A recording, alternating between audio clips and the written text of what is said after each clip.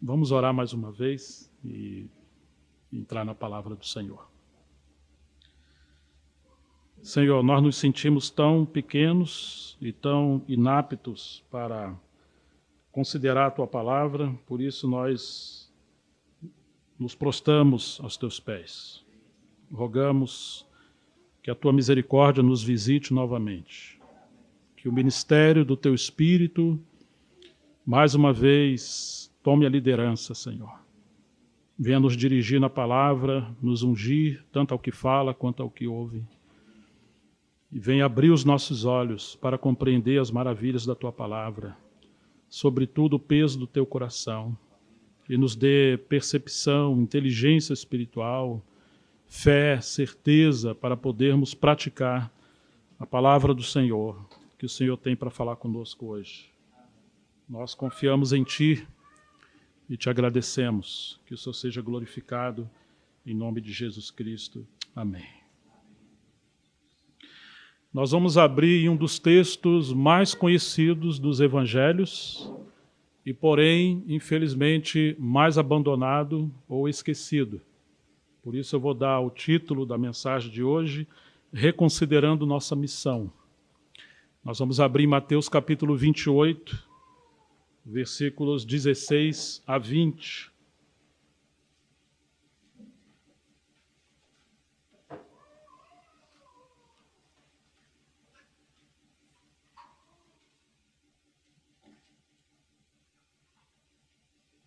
Que nos diz assim: Os 11 discípulos partiram para a Galiléia, para o monte que Jesus lhes havia designado, e quando viram Jesus, o adoraram, mas alguns duvidaram.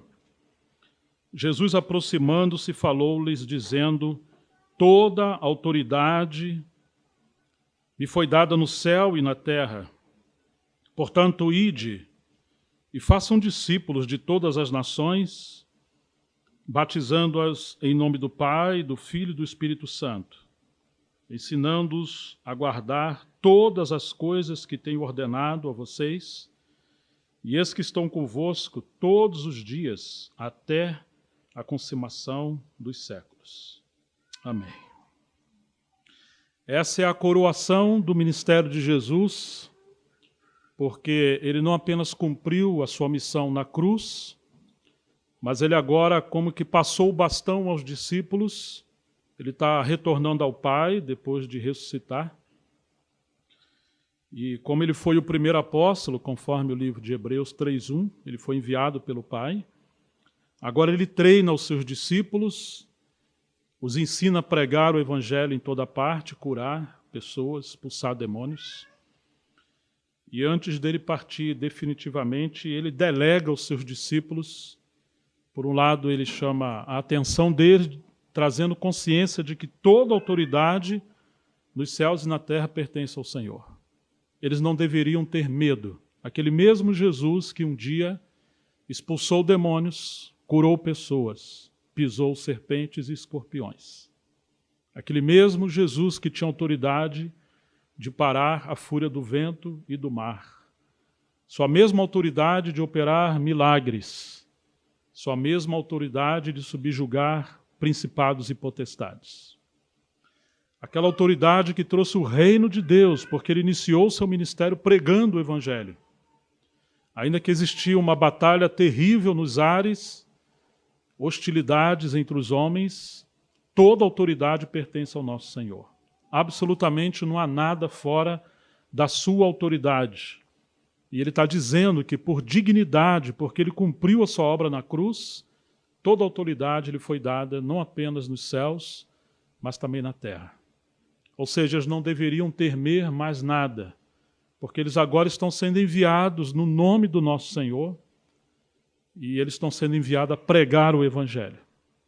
Eu fico bem surpreendido quando encontro que muitas pessoas, também estudiosos, também gente que prega o evangelho, prega a palavra de todas as formas, eles pegam muitos textos da Bíblia e do Novo Testamento e muitas das vezes gastam muito tempo nos textos escatológicos, falando do final dos tempos.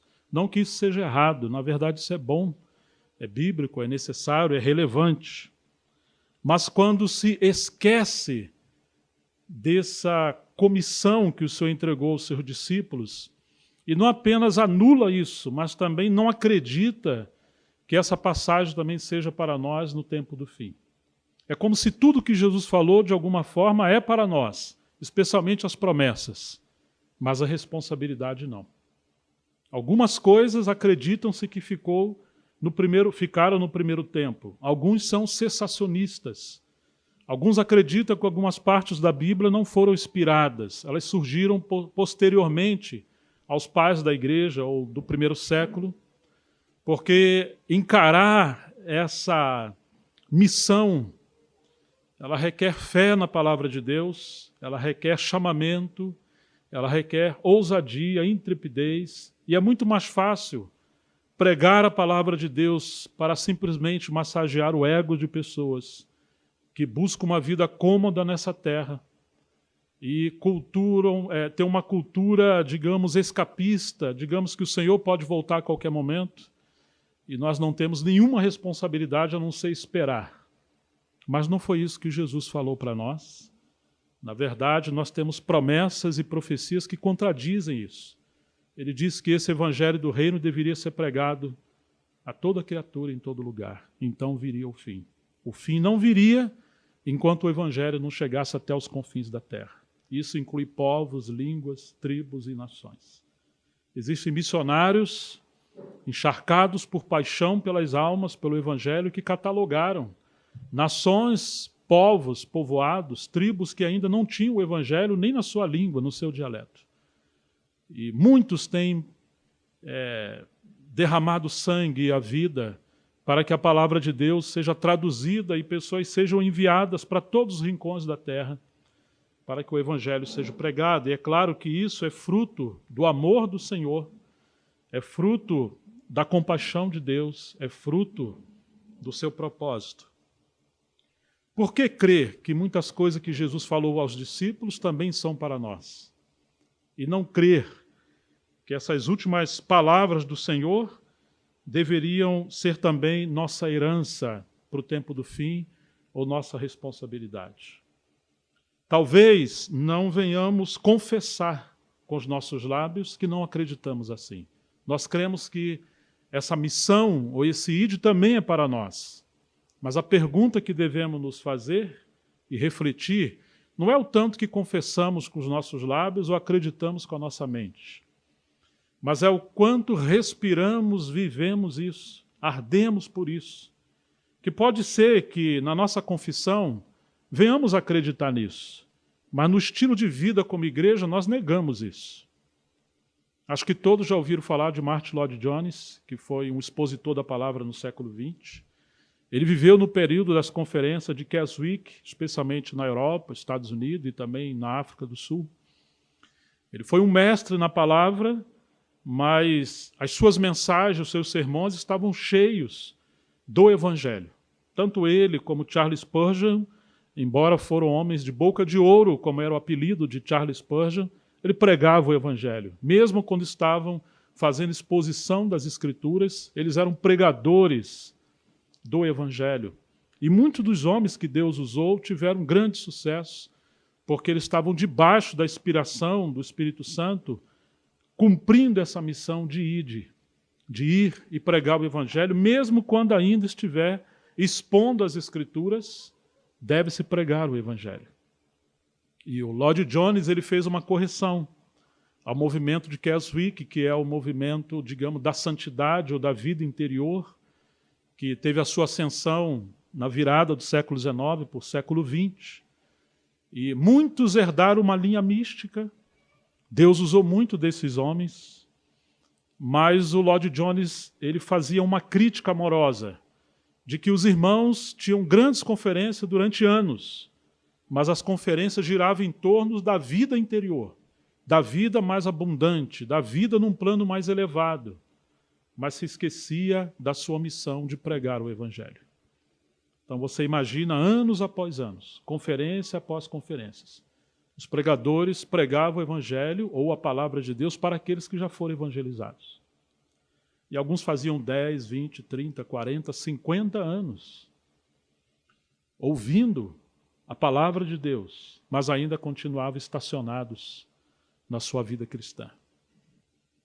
Isso não foi o problema apenas, digamos, dessa corrente ministerial, da vida interior, a vida mais abundante, a espiritualidade, que tudo isso é muito bom e tem o seu complemento na obra que Deus vem fazendo nos últimos anos. Mas o grande problema é quando se enfatiza muito mais o ministério do mestre, do expositor, e se anula o ministério do evangelista, como se isso não precisasse mais ao nosso tempo.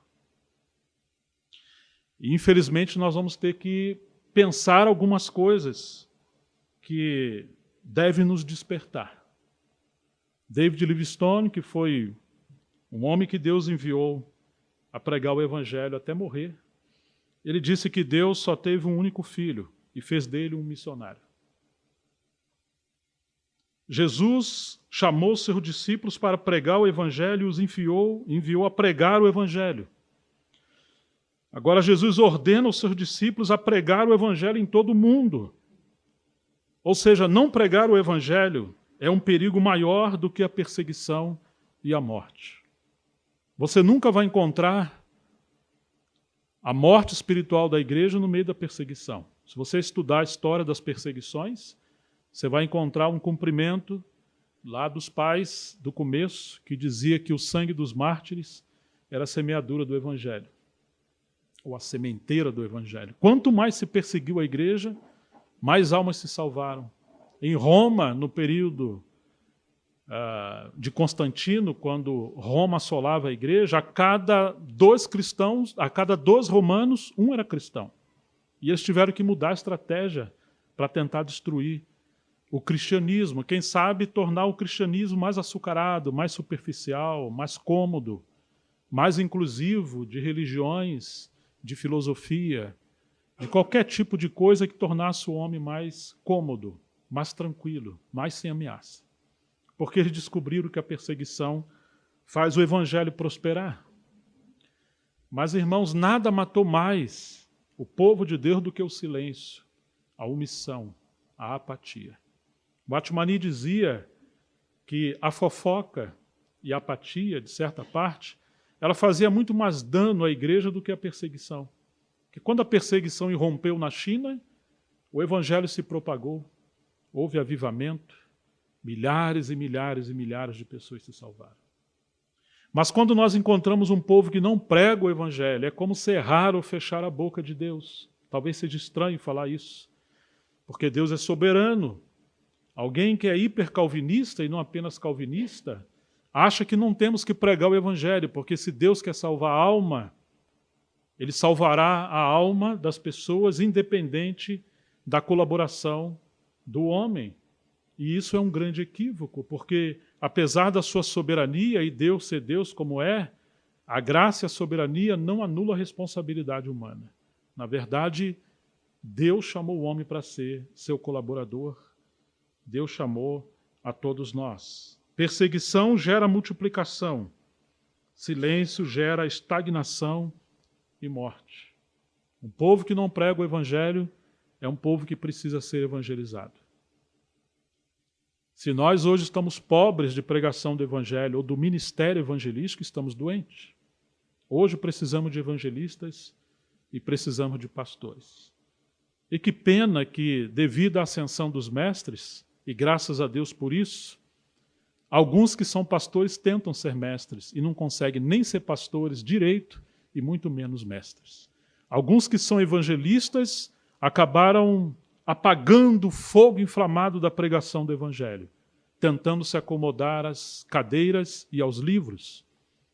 Os mestres passeiam pela Bíblia, os evangelistas passeiam entre as almas, os profetas nos céus, os pastores entre as ovelhas.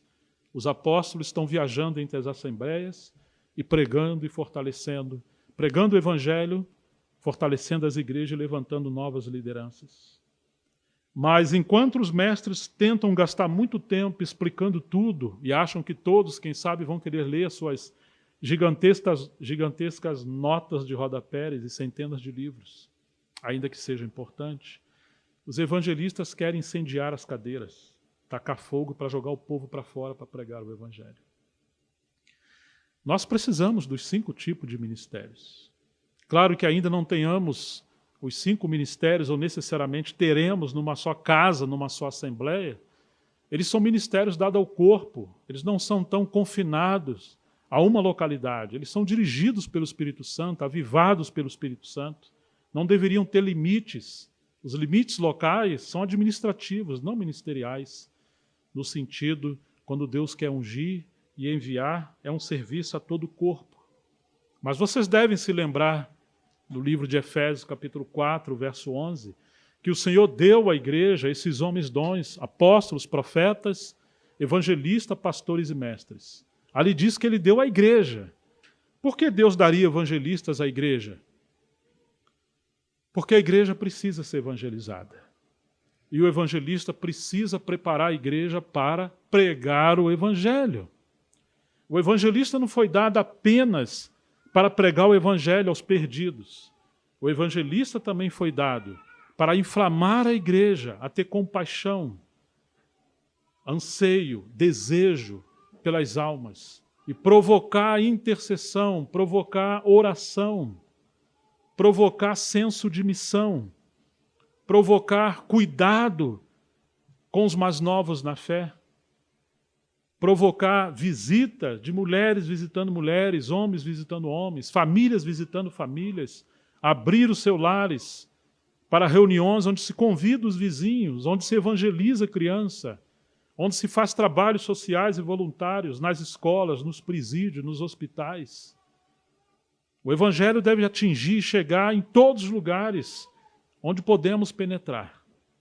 Paulo usou as estradas de Roma e da Grécia, Lutero usou a gráfica de Gutenberg e hoje nós podemos usar a internet, nós podemos usar todos os meios. Mas o que Satanás tem feito? Satanás tem nos levado a tudo que nós temos hoje, centralizar em nós e esquecer que são veículos e instrumentos para pregação do Evangelho. Então nós podemos ter tecnologia e ter tantas coisas e não pregarmos o Evangelho. Um dos grandes enganos e equívocos da igreja é quando ela tem uma vida girando em torno dela. E porque muitos de nós fomos influenciados pelos místicos, pela linha da espiritualidade, pela linha da vida interior, muitos de nós nos tornamos passivos. São como aqueles animais que têm uma natureza selvagem de predador, mas eles se tornaram muito domesticados. E aquele fogo de pregação do Evangelho foi substituído por uma passividade doentia. E nós precisamos reconsiderar essas coisas. Devemos lembrar dos nossos pais, homens de jejum e de oração. Homens que não tinham sua vida por preciosa e pregavam o Evangelho. Nós nascemos pela pregação do Evangelho de alguns desses homens. E nós não podemos deixar essa tocha do fogo, do Evangelho, da paixão pelas almas serem enterrados. Por que será que muitas das igrejas que falam da restauração do testemunho do Senhor são tão pequenas? Por que será que estamos tão escondidos pelas casas e vilarejos? Por que será que causamos tão pouco impacto? Talvez porque cremos de uma forma distorcida, porque é assim mesmo. Tá bom, o Senhor está voltando. Claro que alguns lugares serão simplesmente uma Betânia, um povo pequeno que se torna uma base do descanso, da comunhão de Jesus, para depois ele fazer sua obra em outro lugar. Há igrejas que são realmente pequenas. Acusavam Kemp Morgan, o príncipe dos expositores, do início do século XX, virada do XIX para o século XX, de que embora ele tinha um ministério tão farto, tão abundante na palavra, a sua igreja era tão pequena. Mas ele não tinha um ministério tão local. Seu ministério era itinerante. Quando Deus levanta homens itinerantes, se ele está num lugar pequeno, ele gasta menos tempo ali apacentando e pregando e muito mais tempo viajando e servindo em outros lugares. Mas isso não é um modelo, um método. Isso não é um mandamento.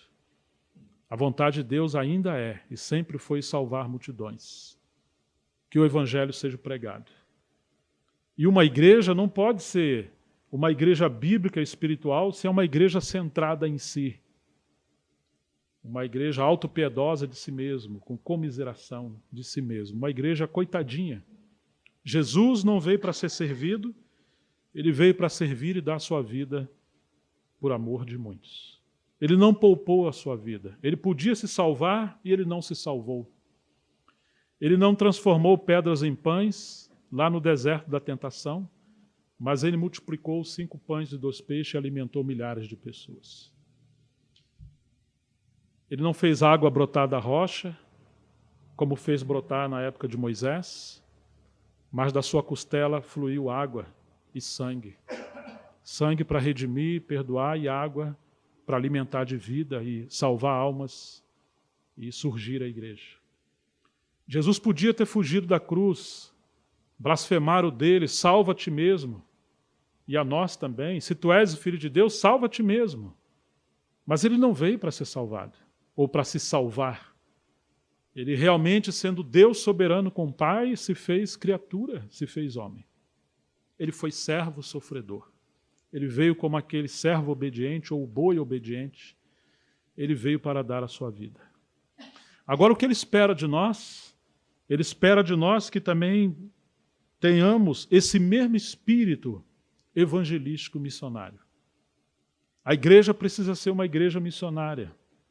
A igreja precisa treinar os seus jovens, suas crianças e a todos nós para amarmos as almas, pregarmos o Evangelho. Precisamos trabalhar para que possamos ter uma sangria de pessoas entre nós que saiam para pregar o Evangelho. Nas praças, nas ruas, em todos os lugares, e depois amadureçam para ir para outros lugares sendo enviados.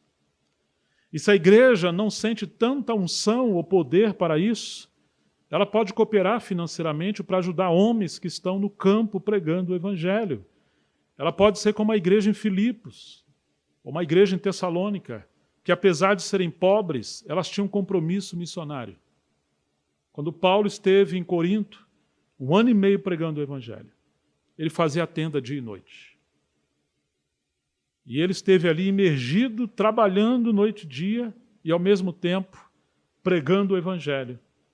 Mas quando ele recebia a contribuição da igreja em Filipe, ele se dava completamente à pregação do Evangelho e ao ministério. De maneira que a igreja em Filipe também desfruta das recompensas do ministério do apóstolo. E assim uma igreja saudável, ela tem compromisso com a pregação do Evangelho e com a obra missionária. É uma igreja que gera fruto. É uma igreja mãe, no sentido de que as suas entranhas não são estéril. Ela não está contente enquanto não vê almas chegando. Uma igreja que está fixada em si mesmo tem muitos problemas. Os mais velhos passam a ter problemas consigo mesmo. E aí pegamos aquela mania de discutir sobre a obra, no lugar de fazer a obra. Hoje se gasta muito mais tempo discutindo os métodos, se é correto ou não correto. Fazer isso dessa forma ou daquela forma. Se devemos falar dessa maneira ou daquela maneira. Mas Jesus focou o fruto. Quando você lê a parábola da videira em João 15, o foco é o fruto. Claro que uma videira, ela tem que ter a sua estrutura, a sua treliça, para os seus ramos não caírem no chão e seus frutos estragarem, e os animais também não pisotearem e comerem. Mas Jesus não enfatizou a estrutura. A estrutura vai encontrar o seu lugar, o seu caminho, à medida que a videira for crescendo e se multiplicando. Ou seja, em 2000 anos de história da igreja, Deus usou muitos caminhos, multiforme sabedoria, multiforme ministérios, multiformes graça, multiforme operações. Mas quando nós queremos reduzir a Deus, digamos, a uma bitola, a uma medida que Ele só pode operar se for dessa maneira, nós passamos a desprezar muitas ações do Espírito Santo na vida de muitos do povo de Deus. E aquilo que nós, às vezes, criticamos pela nossa arrogância, nós estamos pisando naquilo que Deus está plantando. Alguns abortam ministérios do Espírito que estão surgindo, porque não reconhece a diversidade da obra de Deus e a soberania que, se Ele é Deus, Ele usa quem quer, do jeito que quer, do tempo que quer, da forma que quer. Isso é muito sério. Uma vez, um jovem teve um grande peso de ir pregar o evangelho no lugar onde ninguém tinha ido. E um ancião falou para ele: jovem, fica quieto. Porque se Deus quiser salvar alguém, Ele vai salvar e não vai usar você. Ele é um Deus que salva. Esse jovem não se contentou com isso. Ele foi William Carey. E ele foi considerado o pai das missões contemporâneas. Milhares de pessoas foram salvas. E dali surgiu uma obra missionária em muitos lugares. Quando teve o avivamento devido à perseguição na Alemanha, muitas pessoas de várias denominações migraram para as terras do conde Zinzendorf, um homem rico. Um rico que disse sim ao chamamento de Jesus. No começo eles discutiam muitas coisas, porque eram várias denominações. Mas por causa da perseguição, eles se uniram em torno do Evangelho. Isso foi no século XVII e permeou o século XVIII. Então eles se uniram em oração. E teve o avivamento de cerca de 100 anos, eles orando todos os dias. E ali surgiu uma obra missionária que permeou o mundo inteiro.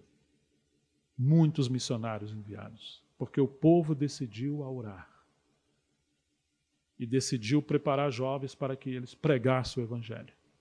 O Zinzendorf não foi com todos, mas ele supria através dos seus bens. Poderíamos contar muitos casos de lugares onde era uma poeirinha de gente, um punhadinho de gente, mas o Espírito Santo tocou em pessoas e eles decidiram levar um ministério de intercessão para que Deus levantasse pregadores, cumprindo o mandamento de Jesus. A seara é grande, são poucos trabalhadores. Orai ao Senhor da seara para que Ele envie trabalhadores para a sua seara. Oh, irmãos, nós precisamos orar, irmãos e irmãs. Precisamos orar, orar e orar. E precisamos crer que o Senhor quer que oremos e crer que Ele responde. Mas também precisamos crer que assim como Jesus mandou os seus discípulos orar no final do capítulo 9 de Mateus, capítulo 10 mostra que os discípulos que oraram foram a resposta da oração. No capítulo 9 ele mostra que a seara é grande, são poucos trabalhadores. E aí ele dá a direção de que eles precisam orar. Eles oram, Deus responde, eles são a resposta. Porque às vezes oramos para que Deus levante trabalhadores, desde que não sejam nossos filhos, nossos esposos, nossas filhas. Talvez queremos preparar os nossos filhos apenas para serem médicos, advogados, engenheiros e outras profissões. Isso é muito bom, que sejam os melhores profissionais. Mas a melhor e maior dádiva que Deus pode dar a um ser humano é ser um homem de Deus, uma mulher de Deus, usada por Deus. Quando ofereceram a proposta do Billy Graham, maior evangelista do século XX, se candidatar a presidente, ele disse que jamais se rebaixaria a tal ponto, porque ele tinha a maior das comissões, o maior posto, o maior cargo. Charles Spurgeon falava para os seus filhos para não se rebaixar a tal ponto, mas seguirem fiéis naquele ministério da pregação da palavra de Deus. Queridos irmãos e irmãs, tudo vai passar. Muitas coisas, se não tudo, vão ser queimadas no fogo. Somente aquilo que fizermos na vontade de Deus terá repercussão por toda a eternidade. E uma das coisas que hoje mais carecemos é preparar os jovens, famílias e todos nós para que o Evangelho do Senhor continue sendo proclamado com poder, com graça. Se não podemos ir, podemos orar. A obra do Evangelho é feita pelo joelho dos que oram, pelas mãos dos que contribuem e os pés daqueles que vão. Mas você não pode ser neutro. Qual é a sua parcela? O que você está fazendo? Como você está vivendo? Qual é o seu compromisso com esse ide do Senhor?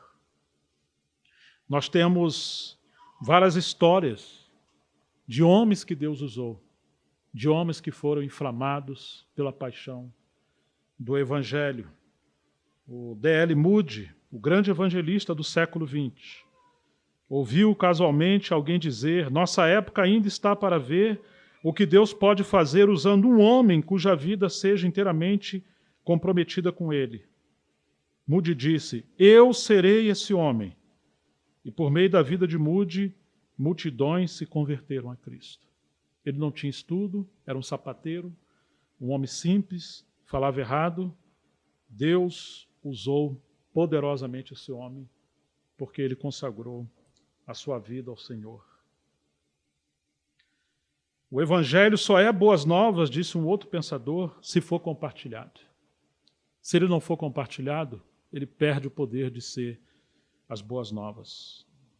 Os puritanos e reformadores nos diziam, hoje o Hernandes Dias Lopes enfatiza muito isso, o propósito de Deus é o Evangelho todo, por toda a igreja, em todo o mundo, a todas as criaturas. O Evangelho todo. Prega o Evangelho. Paulo falou para Timóteo. Prega o Evangelho, prega a palavra. Faz a obra de um evangelista. Lembra-te de Jesus Cristo. O Evangelho deve ser pregado a todas as nações, em todo o mundo, a toda a criatura. Precisamos ser uma agência missionária. Nos envolver com isso. Como nós poderemos colaborar? Eu sou um ex-drogado que cheguei à beira do suicídio quando eu era apenas um rapazinho. Eu não gosto de falar de mim. Perdi meu pai muito cedo, tinha raiva de Deus, depois deixei de crer que Deus existia. Passei em 2 colégios internos. Me envolvi com as drogas, algo como o satanismo e muitas coisas ruins. Ficava muitas horas endemoniado. Um dia o Senhor Jesus apareceu para mim no meio da rua. Ele mesmo, porque eu ia tirar minha vida. Ele me salvou. Naquele período, vários jovens foram salvos das drogas. Mas eu descobri uma coisa: existiam mulheres de oração. A visitação de Deus naquela cidade, Cabo Frio, Rio de Janeiro, uma cidade promíscua de muitas drogas, cidade litorânea, muitos demônios. Deus visitou aquela cidade, porque haviam mulheres e homens que oravam para Deus salvar pessoas. Deus salvou alguns de nós, e nós fomos tão inflamados pelo Espírito Santo, tão cheios do Espírito Santo, não sabia nada da Bíblia, não tinha Bíblia, nunca tinha lido. E começou a haver curas, pregávamos nas praças, nas praias, nas ruas, noites. E o Senhor fez uma grande obra naquele lugar. Usou muitos de nós. Depois começamos a ler a Bíblia. E essa obra continuou. Mas um dia conhecemos alguns mestres. E o que aconteceu? Começamos a nos acostumar a sentar para ouvir mensagens. A cabeça começou a crescer e o espírito começou a confinar. Enquanto o conhecimento crescia, o fogo do espírito apagava. Não que existe problema no conhecimento e na mestria, mas existe problema quando um mestre não tem cheiro de evangelista ou de ovelha. Quando ele cheira mais a livro do que a ovelha. Vocês estão me entendendo?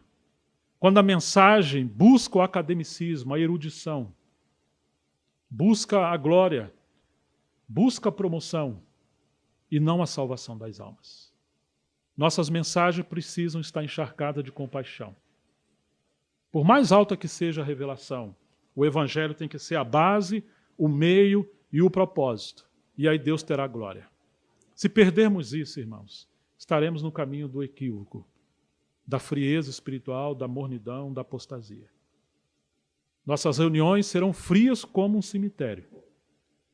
Nos tornaremos como uma sala de aula onde a liderança se torna apenas professores de gentes orgulhosas e enganadas pelo conhecimento. Que Deus tenha misericórdia de nós. Nós precisamos ser cheios do Espírito Santo e inflamados pela paixão de Deus, em que, no que depender de nós, nenhuma alma vai para o inferno. Nenhuma alma será perdida.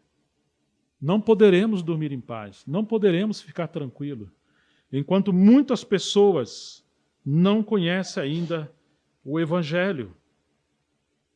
Existe uma forma, quase assim, um ateísmo bíblico, um ceticismo bíblico, onde se lê a Bíblia, mas não acredita na Bíblia. Eu gosto de ler a história de grandes homens como Kemp Morgan, do Atmani, do Charles Spurgeon, de tantos homens que Deus usou, o Lloyd Jones, que já mencionei, porque todos eles, de alguma forma, pregaram o Evangelho e trabalharam pelo Evangelho. Até mesmo Theophilus Sparks, que muitos de nós lemos, mas é interessante saber que ele foi fruto da pregação do Evangelho de Kemp Morgan na praça. E depois que ele foi alcançado numa pregação do Evangelho, o Morgan passou um ano treinando o Theophilus Sparks, que foi considerado um dos maiores profetas do século XX, ao lado de Tozer. Eles foram encharcados com o Evangelho. E ele tem um livro chamado O Evangelho segundo Paulo. Ele comenta o Evangelho em cada epístola de Paulo. O Sparks, que era um profeta. A W. Tozer, que era um profeta. Também é um homem inflamado pelo Evangelho. De maneira que eu não consigo enxergar grandes homens de Deus que não foram inflamados pelo Evangelho. De alguma forma, eles começaram pregando o Evangelho, expondo o Evangelho, ensinando o Evangelho.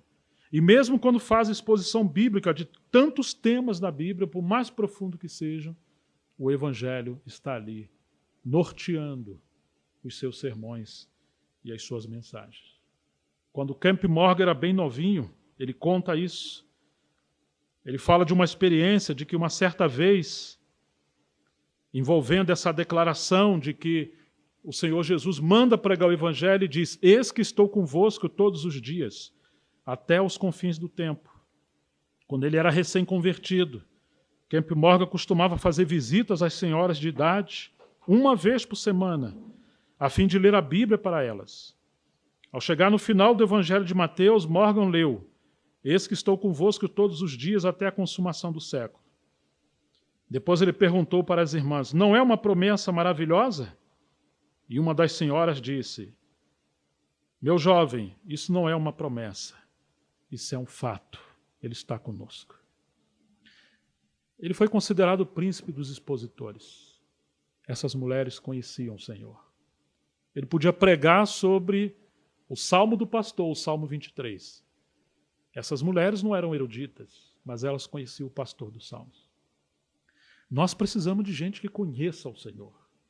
Assim ele foi crescendo. Ele visitou o avivamento do país de Gales, onde Deus usou jovens, inclusive crianças. E ele confessou: eu trocaria todo o meu conhecimento pelo fogo do Espírito, o poder de Deus que esses jovens têm e eu não tenho. Dali o Evangelho se alastrou por tantos lugares e grandes homens de Deus foram levantados ali. Nós precisamos, de todos nós, orar, buscar o Senhor, para que sejamos avivados no espírito evangelístico. Eu louvo o Senhor, por exemplo, com a vida do Andrew Murray, que apesar de ter sido um grande pastor, um grande homem que Deus usou, mas ele foi avivado. Ainda que lemos muito das suas obras como obras devocionais na África do Sul, ele trabalhou muito no campo missionário, ele preparou garotos, porque ele descobriu na experiência que os teólogos e pastores e líderes que vinham da Europa, especialmente da Escócia e de Holanda, eles não tinham tanto poder para pregar o Evangelho na África. Ele começou a treinar garotos, e no final da carreira dele, ele tinha levantado pelo menos 1000 obreiros para pregar o Evangelho, porque na África você precisa ter poder espiritual para enfrentar os bruxos, as bruxas e tantas outras coisas terríveis. Precisa estar revestido de poder. Quantos foram assim? O Ni falou isso dos líderes que queriam ir dos Estados Unidos e da Europa pregar o Evangelho da China. Ele também descobriu que não seria simplesmente suficiente pessoas que tivessem apenas conhecimento bíblico. Eles precisavam estar revestidos do poder do Espírito e cheios do Espírito evangelístico para pregar o Evangelho. Quando chegamos no final de Mateus 16, versículos 14 a 18, finalmente Jesus apareceu aos 11 quando estava à mesa, e censurou-lhes a incredulidade e a dureza do coração, porque não deram crédito aos que o tinham visto já ressuscitado. Então lhes disse: vão por todo o mundo e pregam o evangelho a toda criatura. Quem crer e for batizado será salvo. Quem, porém, não crer será condenado. Estes sinais acompanharão os que em mim creem. Em meu nome expulsarão demônios, falarão novas línguas, pegarão em serpentes, e se beberem alguma coisa mortífera, não lhes fará mal, e se impuserem as mãos sobre enfermos, eles ficarão curados. E segue ele dizendo, versículo 19 e 20, de fato o Senhor Jesus, depois de lhes ter falado, foi recebido no céu e sentou-se à direita de Deus. E eles foram e pregaram por toda parte, agora presta atenção nisso, cooperando com eles o Senhor, confirmando a palavra por meio de sinais que se seguiam. No começo, os discípulos cooperavam com Jesus. Depois da ascensão, Jesus cooperava com os discípulos operando sinais e maravilhas. Talvez possamos equivocadamente acreditar que isso foi só para aquela época. Não, irmãos. Todas as vezes que pregamos o Evangelho, o Senhor está conosco. Ele ainda opera sinais. Ele ainda opera maravilhas. Quando Jesus manda eles ficarem em Jerusalém, até do alto se revestiram de poder.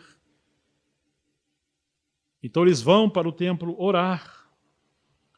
Mas Pedro faz uma pergunta, na verdade os discípulos perguntam, em Atos capítulo 1, versos 6 a 8.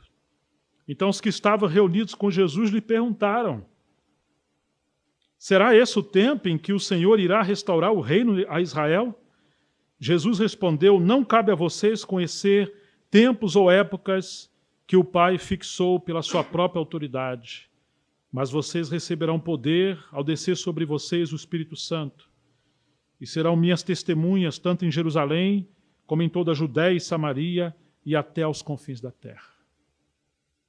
Vocês vão receber o dínamos, o poder explosivo, e vocês serão minhas testemunhas, os mártires, em todos os lugares, mas a começar por Jerusalém, por toda a Judéia, Samaria, até os confins da terra. Mas algo aconteceu, eles permaneceram em Jerusalém. Então Deus permitiu uma grande perseguição. Isso aconteceu depois que Estevão morreu, no capítulo 7 de Atos, e aí chegamos ao capítulo 8, versículos 1 a 4, diz que irrompeu uma grande perseguição contra a igreja que estava em Jerusalém. Eles prantearam com grandes lágrimas a morte de Estevão. E diz a Escritura, o versículo de 8, do capítulo 8, de 1 a 4, Saulo consentia na morte de Estevão. Naquele dia teve início uma grande perseguição contra a igreja em Jerusalém. Todos, exceto os apóstolos, foram dispersos pelas regiões da Judéia e de Samaria. O Senhor falou: vão, prega o evangelho. Vocês vão ser minhas testemunhas, tanto em Jerusalém, Judéia, Samaria, em todos os lugares. Agora Deus teve que permitir uma perseguição. É interessante que os apóstolos ficaram. Todos foram dispersos para esses lugares. Alguns homens piedosos sepultaram Estevão e faziam grande lamentação por ele. Saulo, porém, queria destruir a igreja, indo de casa em casa, arrastava homens e mulheres, lançando-os na prisão. Por que mulheres também? Porque mulheres eram fervorosas. Elas seguiram o exemplo de Maria Madalena, de quem o Senhor expulsou 7 demônios, e ela se tornou uma obreira, uma missionária, alguém que Deus usava com poder. Joana, Susana, Maria e outra Maria, e tantas mulheres. A igreja era inflamada com a pregação do Evangelho. Se as mulheres fossem passivas, provavelmente Paulo não perseguiria, não estaria oferecendo nenhuma resistência. Tinha que ter alguma ação, alguma movimentação que chamasse a atenção para a oposição. Saulo está perseguindo todos, homens e mulheres. E diz no versículo 4, enquanto isso, os que foram dispersos iam por toda parte pregando a palavra. Todos estavam pregando a palavra. Todos quem? Todos, homens e mulheres, porque não é uma questão de liderança, é uma questão de testemunho. Elas não estão abandonando seus lares no tempo sem perseguição, mas elas estão usando os seus lares como uma extensão para a pregação do Evangelho.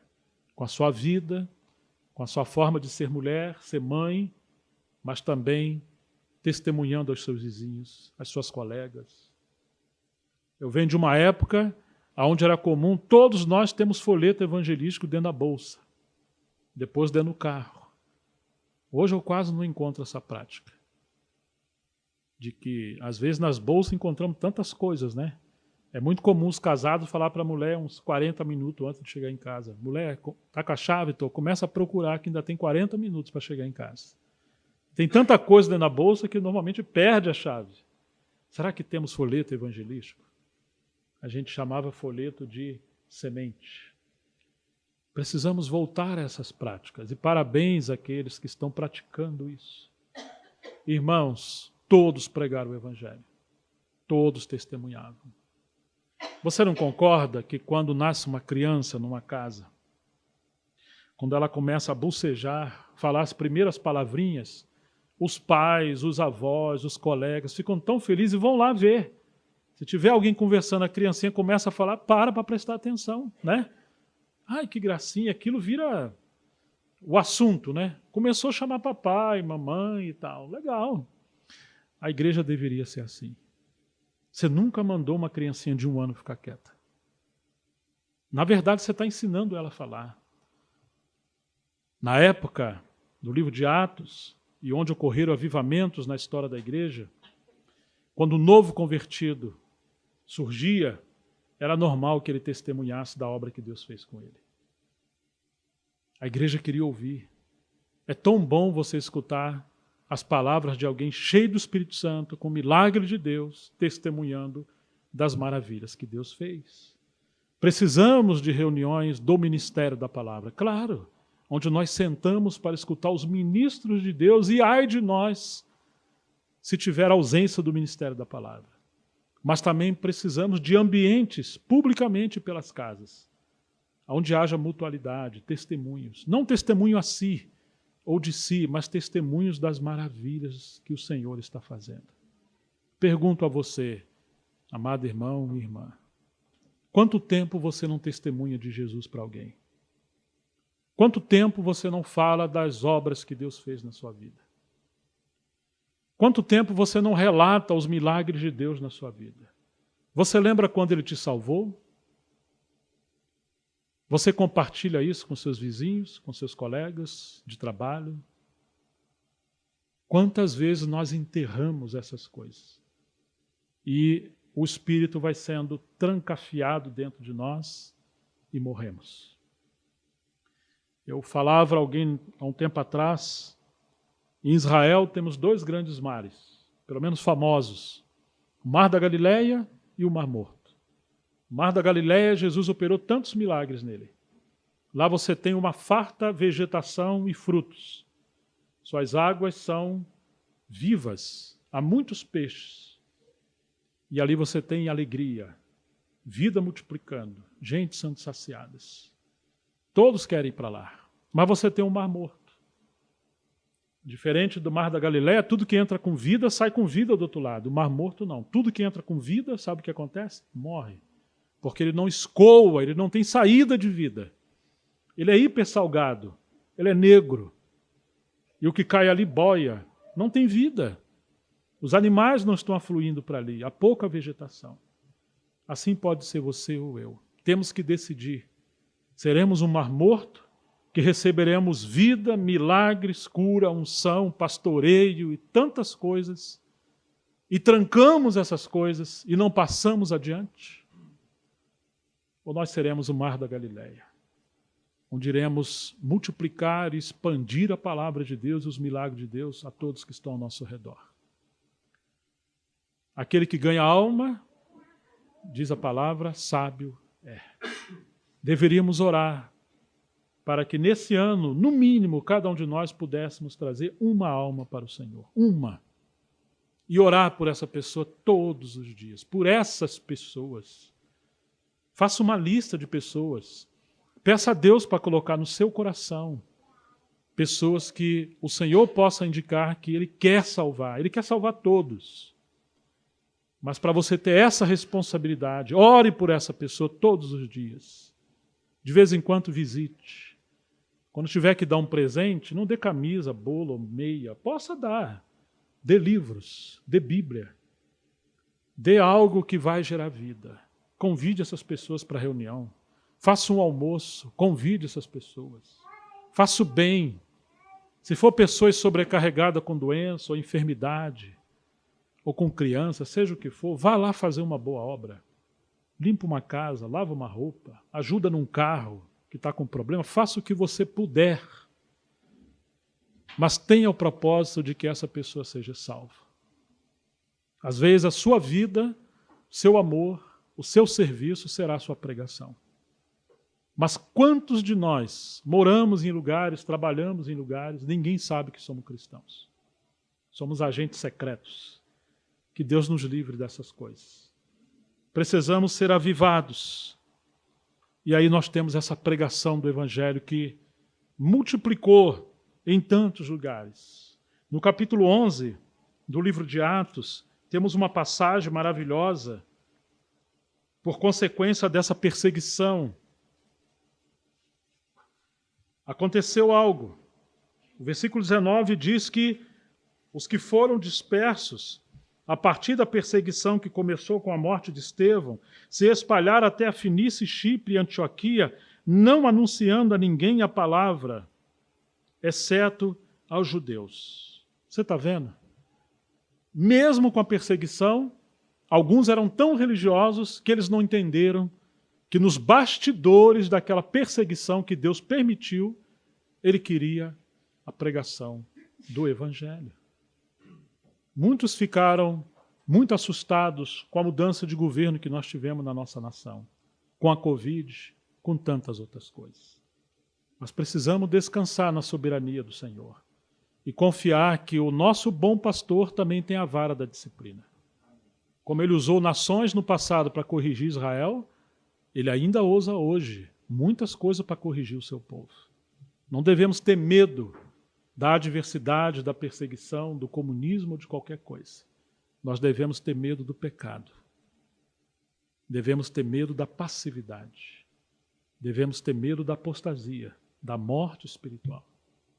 Quantos países prosperaram, como na Europa e nos Estados Unidos, e hoje são cemitérios de obreiros. Se tornaram materialistas, ateus, e você não encontra mais a proclamação do Evangelho com tanto poder. Muitas das vezes a prosperidade gera o maior dano à igreja, e a perseguição tem que vir, para que Deus produza avivamento. Deus não tem problema com perseguição ou com prosperidade. Deus tem compromisso com a sua palavra e com a sua obra. Ele vai usar tudo o que for preciso. Tem hora que é prosperidade, tem hora que não. Agora, nós podemos provocar essas coisas.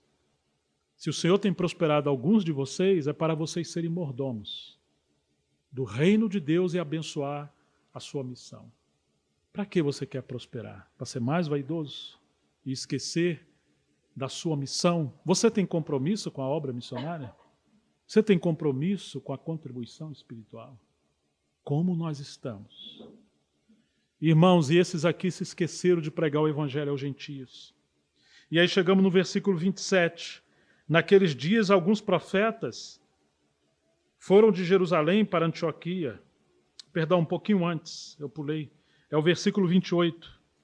Alguns deles, porém, que eram de Chipre e de Cirene, e que foram até Antioquia, falaram também aos gregos, anunciando-lhes o evangelho do Senhor Jesus.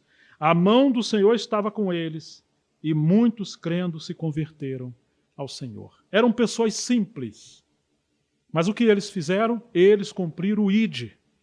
Eles foram por toda parte. E o Senhor falou que estaria com eles.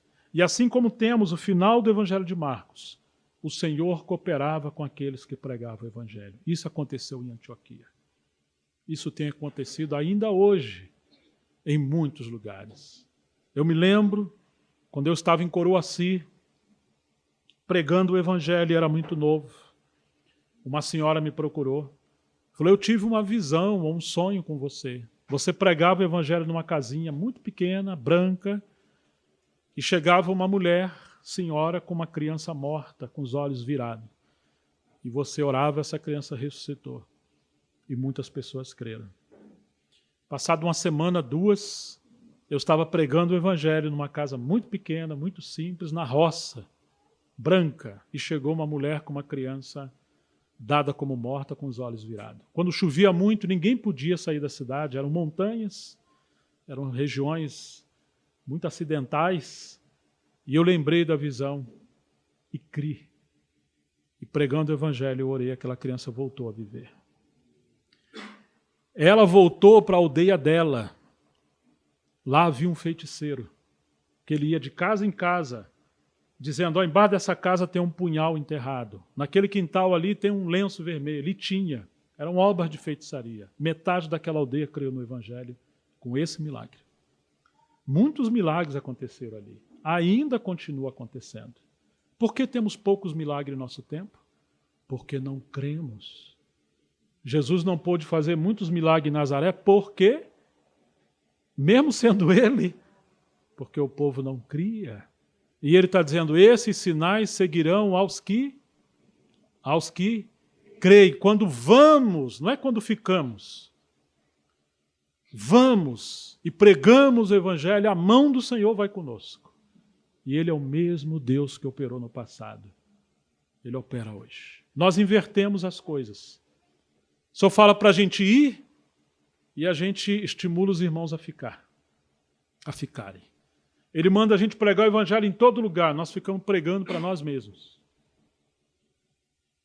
Ele manda a gente curar pessoas, nós enviamos pessoas aos médicos. Graças a Deus pelos médicos. Falta-nos poder, falta-nos dom da cura, falta-nos fé. Oh, irmãos, que Deus mude a nossa história. Que Ele venha nos avivar. Mateus Henry, ele disse, sinto o maior gozo em ganhar uma alma para Cristo, do que em ganhar montanhas de ouro e de prata para mim mesmo. John Knox, o leão da Escócia, antes de Lutero, ele disse, Senhor, dá-me a Escócia ou eu morro. George Whitefield, o avivalista do século XVIII, com John Wesley, lutava com Deus. Se não queres dar-me alma, retira a minha alma. Poderíamos citar tantos homens que creram e oraram. Muitos não foram, mas oraram pelos que foram. Que sejamos esses e essas que tenhamos coração totalmente voltado para o Senhor. Deus nos livre de ser uma igreja antiga, da qual Deus já investiu tanto, já se passaram tantos homens de Deus, já se pregaram tanto, já viram tantas coisas, mas nos tornamos um mar morto, porque nos acostumamos com nós mesmos, pregando para nós mesmos, cuidando de nós mesmos e muito acomodados conosco mesmo. Que aquele espírito que estava sobre o ministério do irmão Jair, do irmão Zé João, do Jaeb, do Aniceto, do irmão Dino, e de tantos outros, do Valdemar no começo, do Altivi, que ainda está aqui, graças a Deus, o Senhor possa avivar a sua obra, irmãos. Ele possa levantar muitos jovens. Precisamos treinar mais jovens, mais irmãos e irmãs para o ministério da palavra. Que o Senhor levante muitos obreiros em nosso tempo. Ide por todas as nações, fazei discípulos. Não fazer crente. Oswaldo Sander disse que existe na Bíblia quase 280 palavras relacionadas a discípulos. Crente e cristão apenas 5. Mas qual é o nosso problema? Nós somos mais apenas crente. Mas Tiago falou, você crê que que há um só Deus, faz bem, mas os demônios também creem. Ele é crente também. Só espera que nós sejamos discípulos, treinados para o Mestre, treinados para seguir adiante, treinados para o Evangelho. Gente que não tem sua vida por preciosa, mas estão vivendo todo o seu tempo para a glória de Deus. A diferença de um crente para um discípulo, resumidamente, é que todos têm a sua vida ordinária e comum. Mas a sua vida gira em torno da cruz de Cristo. Tudo o que ele faz é para glorificar o seu Senhor. E o crente, tudo o que faz na sua vida é para ele mesmo. Ele vive para ele casa para ele ganha, tudo é para ele. Dele, por ele, para ele são todas as coisas. Ele não tem compromisso com o Evangelho. Inclusive a igreja e os pastores, ele quer que seja para ele, os louvores que ele gosta, as músicas que ele gosta, as pregações, o local. Sempre são pessoas que reclamam do clima, de tudo. Sempre vê defeitos na igreja. É como aquela família que tem vários filhos e aqueles que não trabalham vê o defeito da irmãzinha que está trabalhando. Ah, tem lixo ali no cantinho. Você lava a louça, mas como ele não está ocupado, ele vê o defeito no trabalho dos outros. Muitos dos cristãos hoje são assim. Estão se queixando, estão reclamando, acusando, murmurando, porque eles têm tempo vazio, são ociosos. E eles tentam o diabo tentar eles. Agora, se você está envolvido com a obra de Deus, com a causa de Deus, seu tempo é gasto com oração, com serviço, cooperação no Evangelho. E vai se envolver com pessoas que estão servindo o Senhor. Que Deus possa inflamar os nossos corações com essa palavra. Que possamos, como diz o título dessa mensagem, reconsiderar a nossa missão. Você acha que a nossa missão é ser uma boa igreja? É ser bons cristãos? O que é bom cristãos? Será que a nossa ideia de bom cristão é um Judas que não deu trabalho, não discutiu? Não fez nada disso, como Pedro fez tantas vezes. Primeira vez que Judas se revelou de fato, ele era um diabo. Tantos cristãos bonzinhos, e o inferno está cheio de gente assim. Eles não têm compromisso com a obra de Deus. Que Deus nos leve a ser como Pedro, ou os filhos do trovão, Tiago e João. Que Deus nos leve a ser pessoas inflamadas. Senhor, eu quero ser útil na tua obra. Que as mulheres mais velhas ame os novos convertidos. Abrace como mãe e pais daqueles que estão chegando. Mas possamos cuidar das pessoas. Porque, infelizmente, às vezes, um dos maiores obstáculos hoje da obra do Evangelho são os mais velhos. Porque quando chegam os novos convertidos, eles estão com tantos problemas, os mais velhos, que eles derramam suas murmurações na mesa do café, no almoço, nas reuniões, e acaba transmitindo incredulidade e desistência para os novos convertidos. Que sejamos um povo saudável, que Deus possa nos usar. Vamos orar ao Senhor.